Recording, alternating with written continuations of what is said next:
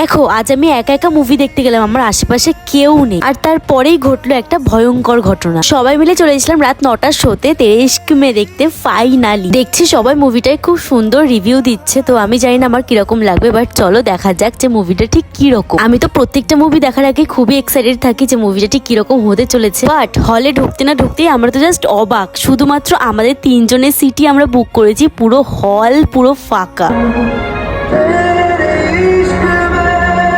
আমি আমার রিভিউটা দিচ্ছি তোমাদেরকে। মুভিটা প্রথম থেকে খুবই সুন্দর ছিল, খুব ফানি ছিল, ভীষণ হেসেছি প্রথম দিকটায়, বাট লাস্টের দিকটায় ভীষণ ইমোশনাল একটা পার্ট ছিল, যখন হচ্ছে যেখানে কিনা ছেলের বাবাটাকে ভীষণ ভাবে অপমান করা হবে মেয়ের বাড়ির তরফ থেকে, আর যখন ছেলেটা সাকসেস নিয়ে আসবে নিজে, আর তখন দেখবে যে মেয়েটার অলরেডি বিয়ে হচ্ছে, আর সেই টাইমে তার বাবাটা মারা যাবে। এই টাইমটায় প্রচন্ড পরিমাণে ইমোশনাল হয়ে গিয়েছিলাম, আর সত্যি খুবই কষ্টের ছিল সিনটা। তোমাদের কেমন কি লাগলো অবশ্যই জানিও। বাই।